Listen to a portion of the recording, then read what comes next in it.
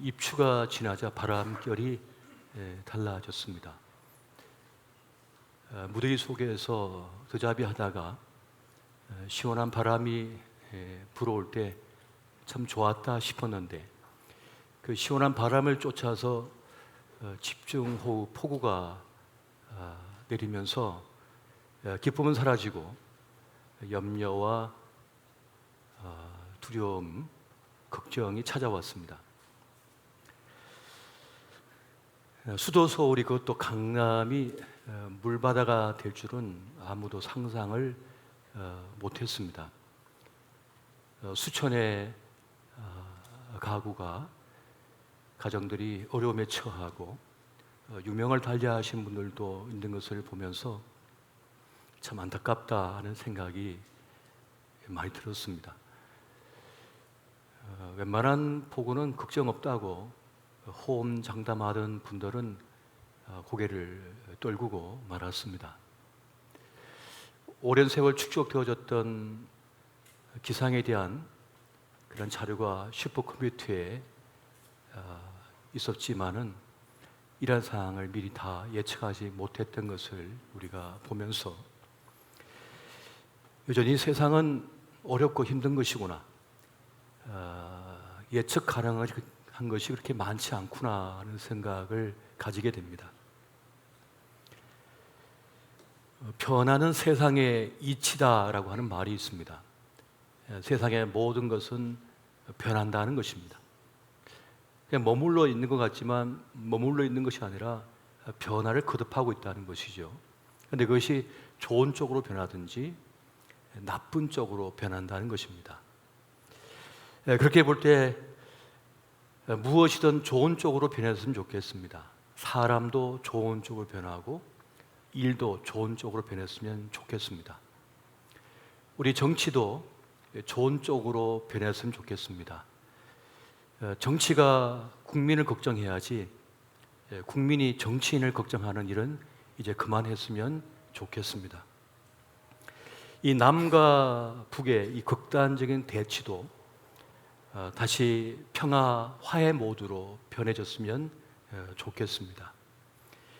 국제 정세도 신냉전 체제로 가는 것이 아니라 서로 협력을 도모하고 평화의 길을 찾는 그런 쪽으로 흘러갔으면 참 좋겠다는 생각이 듭니다. 또한 우리 지구 환경도 이 기후 협약까지 맺어놓은 상태에서 이 기후 위기, 환경 위기에서 벗어나서 좀 나은 지구를 만들어 갔으면 좋겠다는 생각이 듭니다. 하지만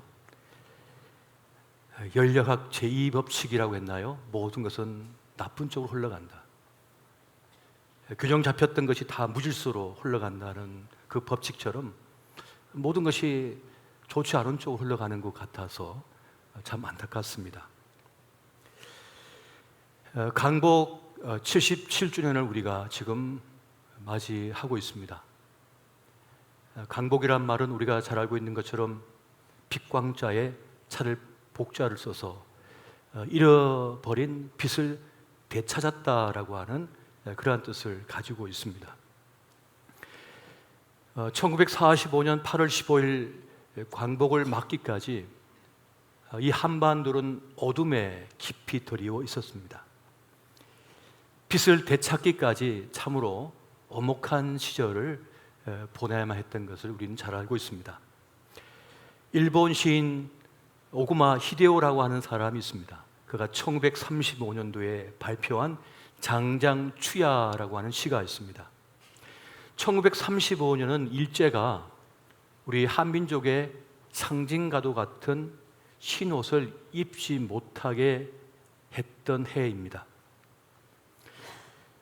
일본인 시인의 눈으로 보기에도 이 자국의 야만적인 행태를 두고 볼 수 없어서 펜을 들어서 그 잘못된 그 야만적인 행위를 고발했던 것을 보게 됩니다.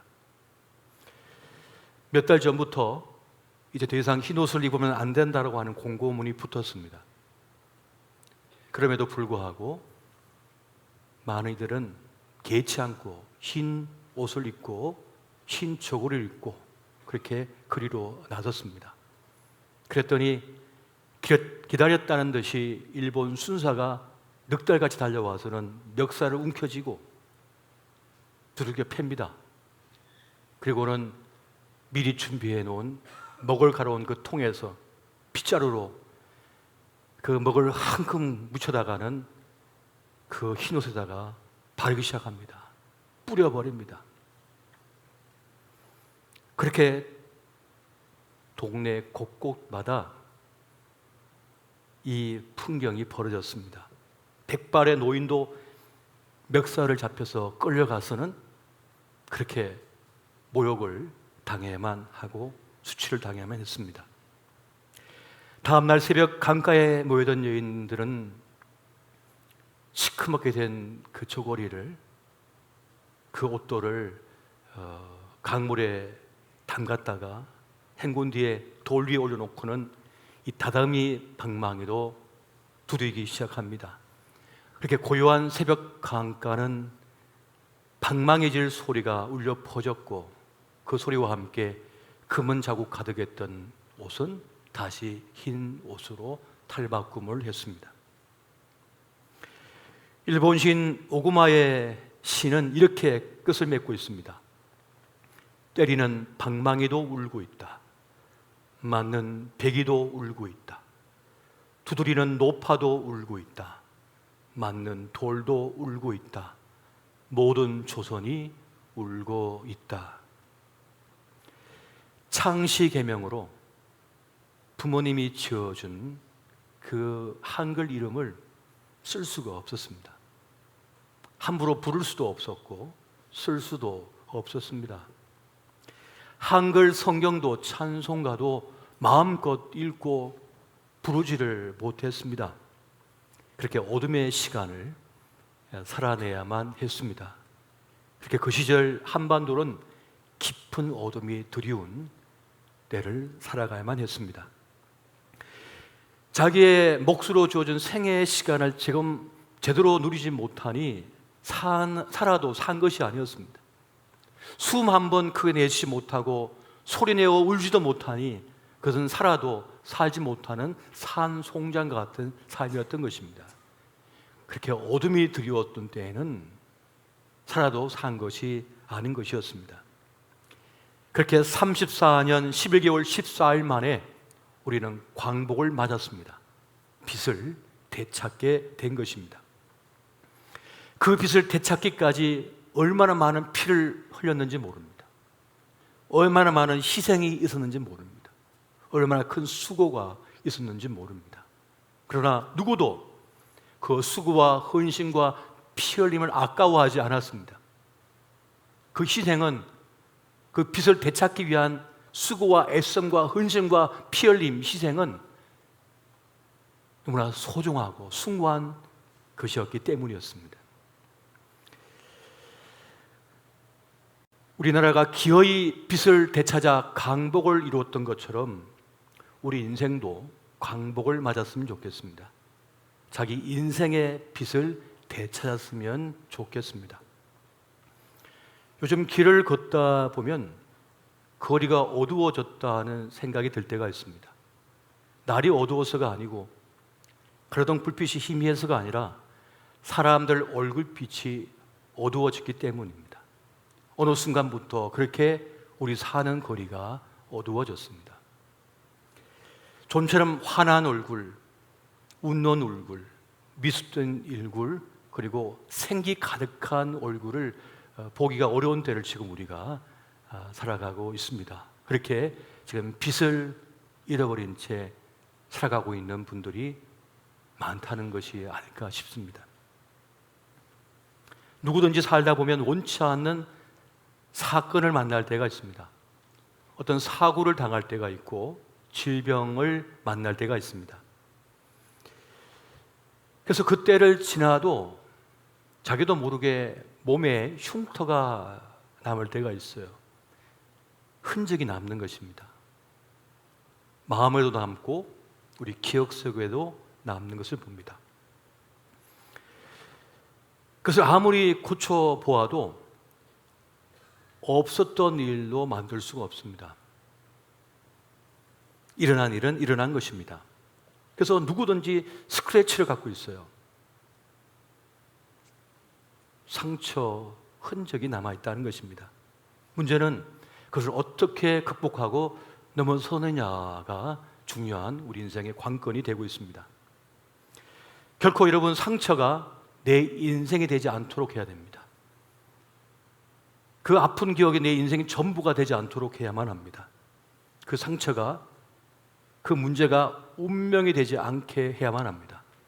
그러나 많은 이들이 그것에 붙잡혀서, 그것에 눌려서, 그 어두운, 그 깊은 어둠에 갇혀서 살아가는 이들이 참 많이 있는 것을 보게 됩니다.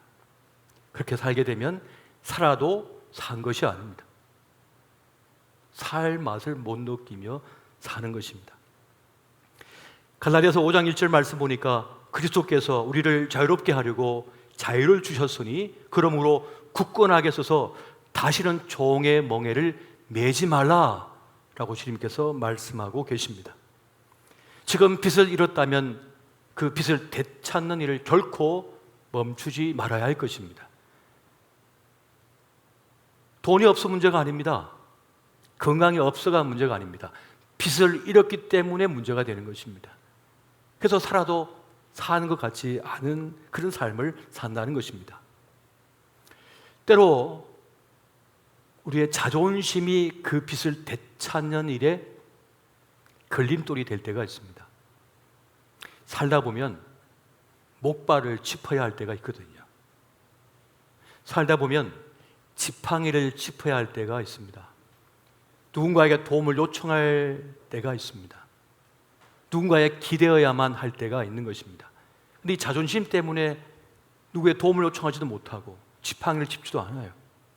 그래서 조그만 돌뿌리에도 넘어져 쓰러질 때가 많다는 겁니다. 도움이 필요하면 누군가의 도움을 요청해야만 하는 것입니다. 숨이 넘어갈 것 같으면 119에다가 전화해서 도움을 요청해야만 하는 것입니다. 마치 피투성이라도 살라라고 하는 말씀처럼 그 아기가 살아가려고 엄지발가락을 까딱했다는 거예요. 그를 보고 지나가시는 주님이 멈추어서 돌이켜 피투성이 그 아이를 들어다가 품에 안고는 살려냈다는 것입니다. 내가 아직 기도하지 않는 이유는 아직 나에게 힘이 남아있기 때문이라는 말이 있습니다. 아직 힘이 남아있기 때문에, 아직 내가 힘이 있다고 생각하기 때문에 기도를 하지 않지만 기도해야 된다는 것입니다. 아직 여유가 있는 것처럼 보이고 아직 힘이 남아있더라도 기도해야만, 도움을 요청해야만 살아낼 수가 있다는 그 말씀을 우리에게 주고 계시는 것입니다. 여러분, 시편 30편 2절과 3절 말씀을 같이 한번 보겠습니다. 자, 시작. 여호와여 내 하나님이여 내가 주께 부르심에 나를 고치셨나이다. 여호와여 주께서 내 영혼을 수월에서 끌어내어 나를 살리사 무덤으로 내려가지 아니하게 하셨나이다. 아멘. 살다 보면 자꾸 어둠에 갇힐 때가 있어요. 자꾸만 절망감에 사로잡힐 때가 있어요. 나는 영원히 실패해서 벗어나지 못할 것 같은 감정에 휩싸일 때가 있습니다. 나는 절대로 이 문제를 해결할 수 없을 거야. 이 어둠에서 벗어나지 못할 거야. 난 여기서 끝나버릴 거야. 나는 절대로 저 방문을 열고 나가지 못할 거야. 라고 하는 자기 확신, 어둠이 찾아와 우리를 짓누를 때가 있습니다. 나는 사랑받지 못해서, 난 인정받지 못해서, 난 존중받지 못해서, 나는 영원히 사랑받지 못하고, 영원히 인정받지 못하고, 영원히 존중받지 못할 거야. 내 편은 아무도 없어라고 하는 부정적인 생각과 어둠이 우리를 짓누를 때가 있고 우리를 가둬버릴 때가 있다는 것입니다. 진짜 그렇게 끝날 수도 있는 거예요. 그러나 그때 주님을 향하여 도움을 요청할 때, 주의 이름을 부를 때에 하나님의 구원이 임하게 된다는 것입니다. 할렐루야. 우리 영혼이 수월의 지옥에 끌려내리지 가지 않도록 주님께서 우리를 붙들어서 그 무덤가에서 끄집어내신다고 말씀하는 거예요. 그렇게 될 때야 살아날 수가 있다는 말씀을 해주고 있는 것입니다. 여러분, 우리가 그렇게 기도를 하고 주님 앞에 나갈 때라야 프레임에서 벗어날 수 있습니다. 사람마다 나름의 프레임이 있습니다. 자기 스스로 만든 프레임이 있을 수도 있고 세상이 만들어 놓은 프레임이 있을 수가 있습니다. 그리고 대부분의 사람은 그 프레임에 갇혀 삽니다. 이만하면 괜찮은 것 같고 잘 사는 것 같은데 친구가 말하는 거예요. 아니야, 안 괜찮은 거야 라고 하는 거예요. 이만하면 행복하게 사는 것 같은데 세상에 말하는 겁니다. 선생님, 행복하지 않은 겁니다. 난 괜찮은데 세상은 아니라고 그래서 멈추지 못하고 계속 달리는 거예요. 정신없이 달리는 거예요. 그러다 보니까 몸이 이것저것 고장나고 우리 영혼이 다 고갈돼 버립니다. 다 탈진해 버리는 거예요. 그럼에도 불구하고 세상은 멈추지 말라고, 멈추지 말고 계속 달리라고, 계속해서 위협을 하고 불안감을 심어줘. 멈추면 안 된다고, 달려야 된다고. 그러다 보니 백발이 되고, 그러다 보니 눈 떠보니까 병원에 누워 있는 거예요. 일만 하다가 죽는 거죠. 고생만 하다가 쓰러지는 거죠. 그렇게 대부분의 사람들이 그 삶의 프레임에 갇혀 살게 됩니다. 그래서 힘들어도 힘들다고 말을 못하는 거예요. 여러분, 직장에서 힘들다고 말할 수 있습니까? 상사에게 힘들다고 말할 수 있습니까? 그럼 그만두세요, 그럴까 봐. 서비스업을 하시는 분들, 손님 왔는데 힘들다고 내색할 수 있습니까? 내색할 수 없습니다. 늘 미소를 띄어야 되고, 늘 강한 척해야 되고, 늘 능력 있는 척을 해야만 한다는 것입니다. 그렇게 갇혀 살다 보니까 스스로에게도 엄격해요. 그래서 자신을 가혹하게 다뤄요. 난 쉬면 안 돼. 난 평안하면 안 돼. 아직 멀었어. 자기를 끝없이 몰아붙입니다. 그렇게 가혹하게 다루고 수준을 높이 잡으면 만족을 할 수가 없어요. 행복을 누릴 수가 없어요. 만족하면 안 되는데, 나 행복하면 안 되는데, 여기 올라가야 행복한 거니까. 근데 이만큼 올라갔더니 또 이만큼 기준을 높여놨어요, 세상이. 그 프레임에 갇혀 살다가 불행을 자초합니다. 그래서 어떤 분은 우리의 인생이 발레를 닮았다고 말을 합니다. 발레를 가만히 보면 계속 점프를 하거든요. 한 번 점프도 대단한 건데 점프를 계속해요. 점프할 때마다 사람들은 환호하고 박수를 보내주죠. 와, 대단하다, 훌륭하다. 왜 이렇게 멋지게 점프할 수 있냐. 점프를 하면 너무 힘들거든요. 그런데 힘든 표정을 지으면 안 돼요. 힘든 표정을 지으면 사람들이 싫어하니까 계속 참아야 돼. 마라톤 선수는 뛰다가 힘들면, 힘든 표정을 지으면 사람들이 힘든가 보다 하고 우리 박수 쳐주고 격려해 주거든요.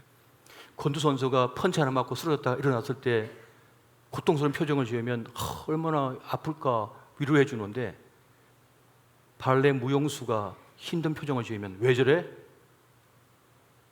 잘못된 거 아니야? 이렇게 얘기한단 말이에요. 그래서 표정을 지을 수가 없고 내색을 할 수가 없습니다. 힘들어도 힘든 티를 내지 말아야 되는 것이 우리 인생을 닮았습니다.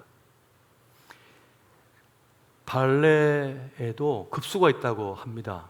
군무를 추는 무용수들이 있고, 더 나아가면 솔리스트가 있고, 더 나아가면 프리마돈나가 있대요.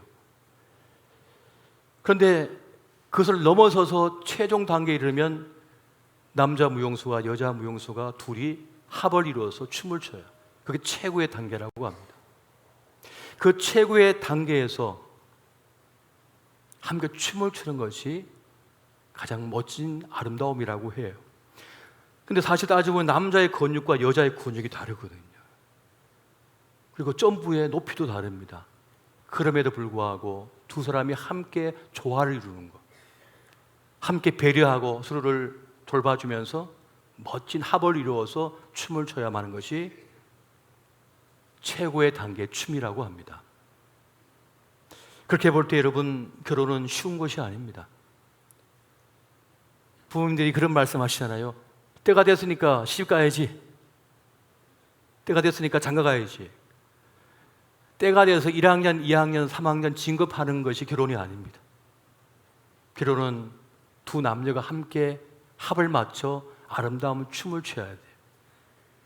그래서 프리마돈나도 이 합을 이뤄서 춤을 출 때 실수를 하고 힘들습니다. 넘어집니다. 그러나 또 일어나서 계속해서 춤을 추시오. 그러면서 점점 실력이 나아지면서 아름다운 춤을 함께 출 수가 있는 것처럼 차이와 다름을 극복하고 살아내는 그 힘겨운 춤을 추는 것이 바로 결혼이라고 하는 것입니다. 그래서 결혼 생활이 쉽지가 않지요. 그래서 결혼 생활이 어려운 게 당연한 겁니다. 어떤 청춘 남녀는 이제 고생 끝 행복 시작하면서 결혼 딱 한 순간 좌절한대. 혼자 사는 것보다 더 힘들거든요. 근데 그걸 몰랐던 거예요.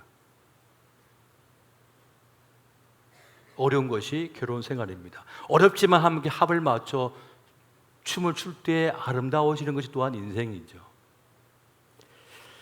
그러므로 춤을 잘 못 추는 것에 대해서 너무 자책하지 말고 자신을 비하하지 말아야겠습니다. 한 부모가 자녀를 데리고 유명한 발레 선생에게 찾아갔대요. 이렇게 물었답니다. 우리 아이가 재능이 있을까요? 전문가는 그 아이의 골격과 유연성도 보지만 중요한 질문을 부모가 아니라 아이에게 한답니다. 너 춤을 출 때 어떤 기분이 드니? 내가 생각하는 발레는 뭐니? 힘겨워도 이 길을 갈 수 있겠니? 정작 그 춤을 춰야 하는 그 아이에게 그 질문을 던진다는 겁니다. 우리가 살다 보면 발레처럼 같이 군무를 추고 있었는데 똑같은 자리에 있던 한 동료가 발탁이 돼가지고 솔리스트가 되고 프리마돈나로 나설 때가 있어요. 그러면 한없이 자책감이 듭니다. 자괴감이 듭니다. 난 뭐지? 난 뭐야? 그럼에도 불구하고 내가 군무를 추는 그 수십 명의 무용수 중에 한 명일지라도 그것이 너무 행복하고 그것이 즐겁고 그래서 자신의 춤을 출 수 있다면 그런 진정한 발레 무용수가 될 자격을 가질 수 있다고 합니다. 꼭 높은 자가 아니고 높은 자리가 아니고 높은 위치가 아니고 평범하다 할지라도 각자 자기에게 주어진 생의 몫을 살아내며 춤출 수 있는 사람, 자기 춤을 출 수 있는 그 사람이야말로 빛을 가진 사람이라는 것입니다. 이 빛을 가지시기를 예수 이름으로 축원드립니다. 무명이라고 하는 말이 있습니다. 무명은 밝음이 없는 상태, 곧 어리석음을 뜻하는 말이라고 합니다. 이 빛이 비춰지지 않으면 어둠 속에 거하게 되고 어둠 속에 있으면 자기를 모른대요. 자기를 제대로 보지 못하면서 그냥 드러난 그 모습이 자기라고 생각한대요. 그래서 어떤 사람은 자기의 직함, 자기의 직장의 위치가 자기라고 생각해요. 나 김대리, 명철에 있는 김대리, 나 영원한 김대리.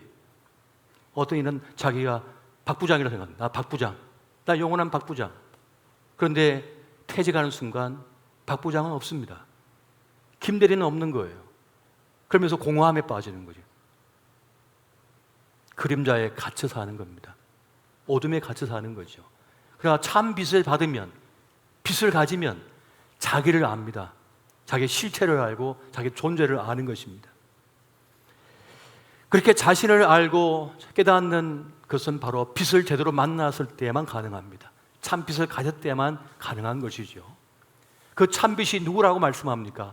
오늘 성경은 우리에게 예수 그리스도, 그분이 참 빛으로 오셨다고 말씀하고 계십니다.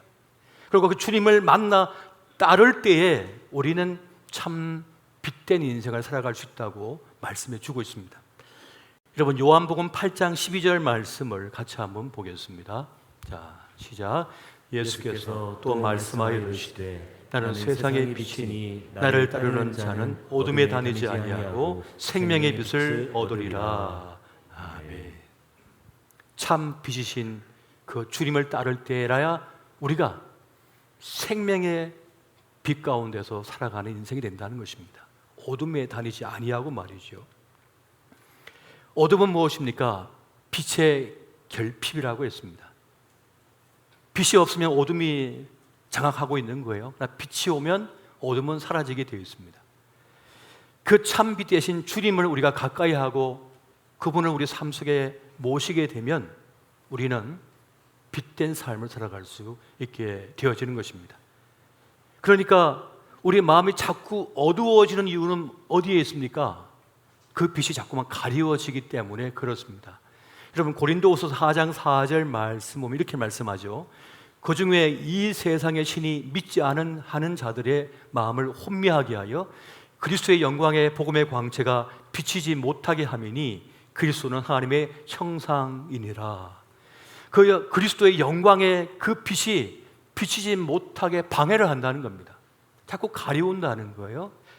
그래서 우리의 영혼이 자꾸 어두워진다는 것입니다. 자꾸만 어두워져요. 우리는 사실 매우 강해 보이지만 사실 연약한 존재이거든요.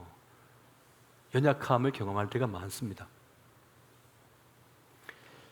그럴 때 우리 영혼이 다시 힘을 얻어야 되는데 그때는 빛을 소유해야 되고 빛을 가질 때라야 우리는 힘을 얻게 됩니다. 그래서 우리는 자꾸 그 빛을 받기 위해서 주님 앞에 나아가야 됩니다. 그 영광의 빛 앞으로 자꾸만 나아가야 되는 거예요. 그러면 그 빛이 우리를 소생시키고 우리를 다시 변화시키게 되는 은혜를 누리게 되는 것입니다. 자꾸만 나쁜 쪽으로 변화되어져 가는 우리 영혼을, 우리 삶을 그 빛 앞에 자꾸 나아가게 되면 좋은 쪽으로 만들어 가게 된다는 것입니다. 그래서 자꾸만 그 빛 앞에 나가야 된다는 거예요. 여러분, 식물도 햇빛을 받지 않으면 어떻게 됩니까? 점점 약화되잖아요. 병이 듭니다. 제대로 된 빛을 받아야만 건강을 회복하고 열매를 맺을 수 있는 것처럼 우리의 존재도 마찬가지인 것입니다. 그 빛이 우리를 살려내게 된다는 것입니다. 우리의 생각을 바꿉니다. 우리의 삶의 용기를 가지게 만들고 우리로 하여금 분별력 있는 삶이 되게 만듭니다. 빛이 비치면 얼룩이 보이는 거예요. 죄의 얼룩이 보이고 잘못된 길이 보여서 분별력을 갖게 돼서 잘못된 길로 가지 않게 된다는 겁니다. 그걸 보니까 영적인 눈을 가지고 그렇기 때문에 방황을 하지 않게 된다는 것입니다. 헛된 길로 가지 않는다는 것이에요.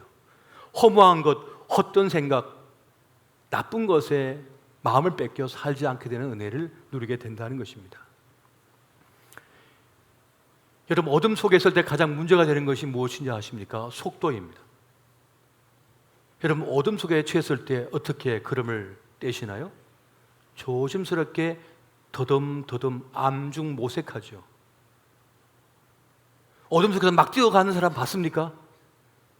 장애물이 뭐가 있을 줄 알고 앞에 지금 어떤 벽이 가로막힐지 이제 어떻게 알고 달려갑니까? 더듬더듬 갈 수밖에 없는 거잖아요. 우리가 지금 속도의 시대를 살아가고 있습니다만 많이들이 어둠 속에 처해 있으면서 마구마구 달려갑니다. 정신없이 달려갑니다. 그것이 바른 길인지 옳은 길인지 모른 채 그냥 달려갈 뿐인 거예요. 경주하듯이. 그래서 속도가 문제가 아니라는 것입니다. 방향이 중요한 것이죠. 근데 그 빛이 있을 때 우리는 마땅히 가야 할 길, 꼭 가야 할 길, 우리의 삶을 제대로 갈 수가 있다는 것입니다. 그렇게 빛이 임하면 우리 인생의 헛됨이 사라지고 소중함이 또 빛의 열매가 가득한 생애가 된다는 것입니다. 여러분, 우리가 옷이나 이불을 어디에 내어놓습니까? 햇볕에 내어놓죠. 왜요? 멸균하라고, 멸균되라고. 이 장마 끝나면 꿉꿉했던 이 집을 깨끗하게 만들기 위해서 어떻게 합니까? 청소도 하지만 창문을 화장 열어가지고 이 가을 햇볕을 충분히 받잖아요. 그것도 이불도 옷도 다 내놓습니다. 왜요? 꿉꿉함이 사라질 뿐만 아니라 멸균되라고.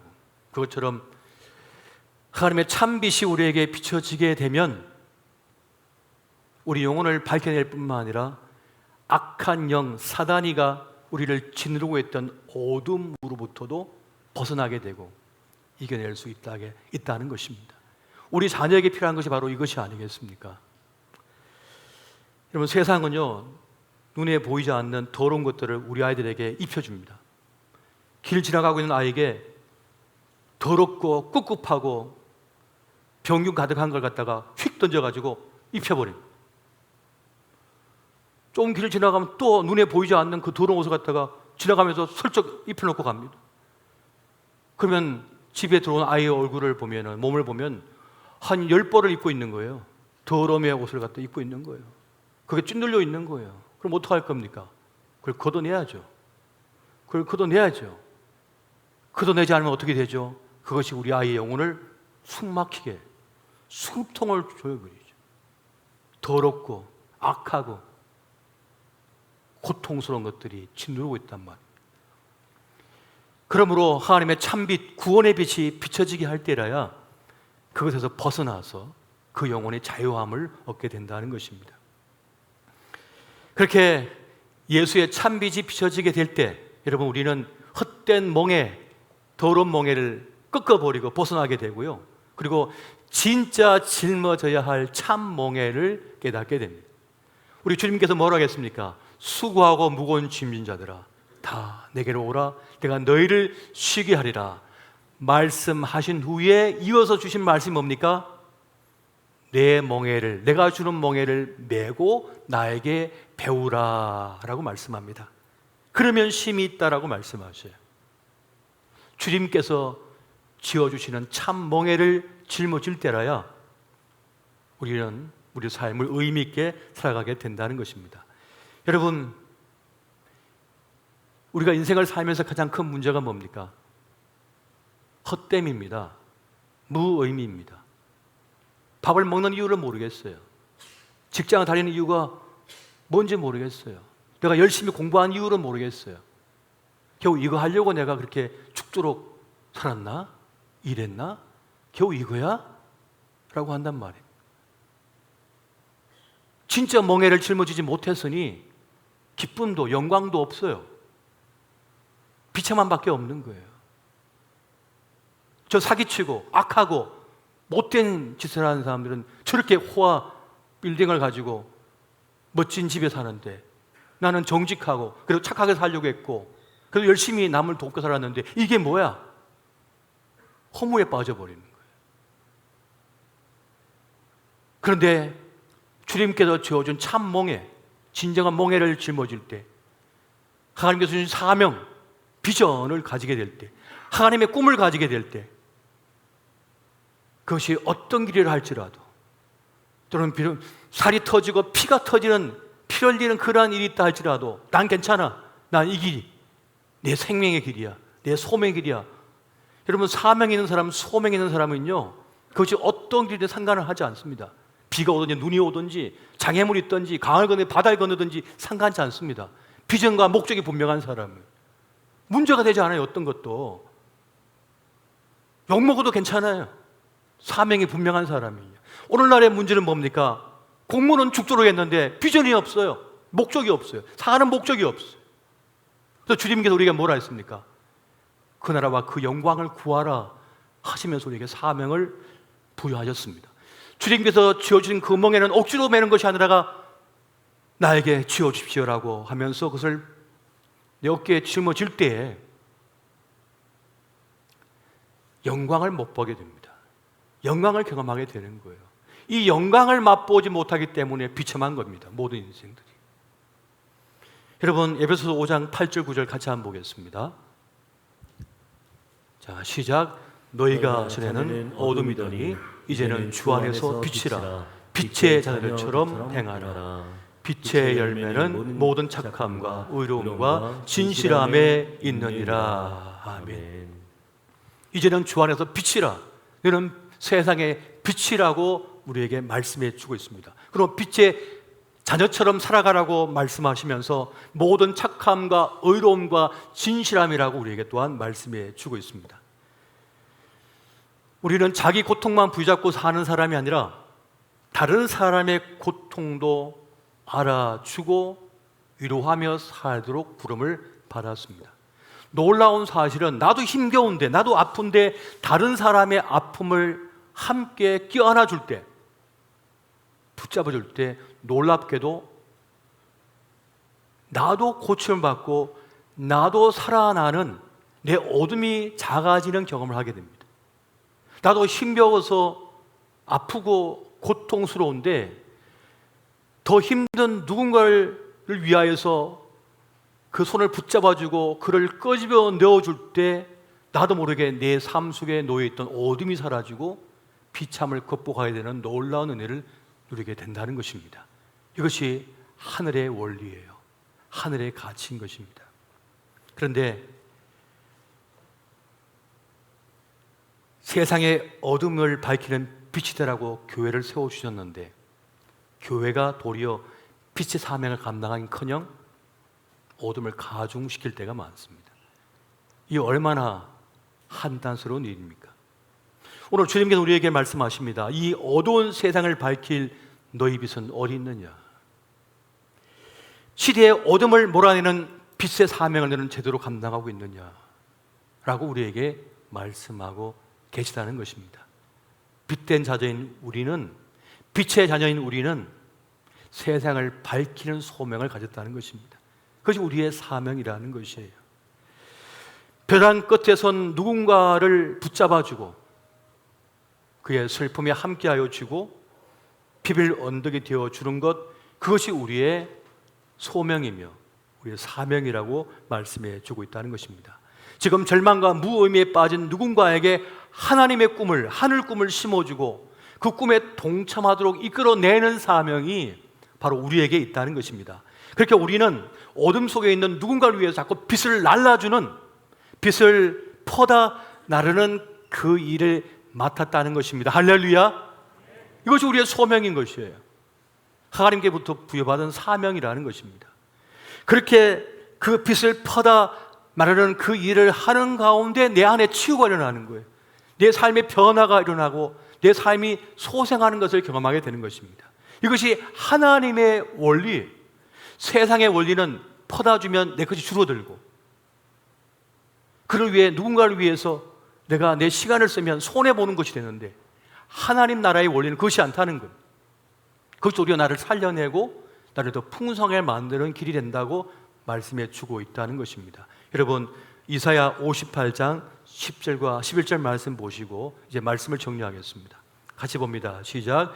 줄인 자에게 내 심령이 동하며 괴로워하는 자의 심령을 만족하게 하면 내 빛이 흑암 중에서 떠올라 내 어둠이 낮과 같이 될 것이며 여호와가 너를 항상 인도하여 메마른 곳에서도 내 영혼을 만족하게 하며 내 뼈를 견고하게 하리니 너는 물된 동상 같겠고 물이 끊어지지 아니하는 샘 같을 것이라. 아멘. 누군가 줄이고 힘겨운 삶을 사는 그 안타까운 인생을 보고 그 마음을 위로하고 그를 돌아보게 줄 때에 우리의 어둠이 낮과 같이 바뀌어지게 될 것이라고 말씀합니다. 우리의 인생이 물된 동산과 같이 풍성하게 될 것이라고 말씀합니다. 그 길은 어디 있습니까? 자꾸 빛을 퍼다 나르는 일이 있는 것입니다. 어둠 속에 있는 그에게 자꾸 빛을 퍼다 나르는 거예요. 그 손을 붙잡아 주는 거예요. 그러면 어느 순간 내 건강이 회복되어지고 내 아픔이 치유가 되어지며 내 삶의 다리가 물된 동산과 같이 바뀌어지기 시작한다는 것입니다. 그 아낀다고 말이죠. 우물물 아무도 안 줄 거야 하고 그냥 놔두면 어떻게 됩니까? 물이 썩어버린다니까요. 그걸 자꾸 퍼서 나누어지면 이 샘은 어떻게 됩니까? 더 시원한 생수로 가득 채워지게 돼요. 더 깨끗한 물이 되고 더 풍성함으로 바뀌어지게 된다는 놀라운 원리를 오늘 주님께서 우리에게 말씀하고 계시는 것입니다. 그러면 여러분, 빛을 회복하시기 바랍니다. 빛을 회복하십시오. 주님께서 내 삶 속에 들어오시도록, 아니 주님께 자꾸 나아가십시오. 그래서 그 빛을 내 삶 속에 비추오도록, 우리 자녀에게 비추오도록 자꾸만 그 빛을 사모하시고 그 빛 속에 거하시는 빛의 사람 되시기를 예수 이름으로 축원드립니다.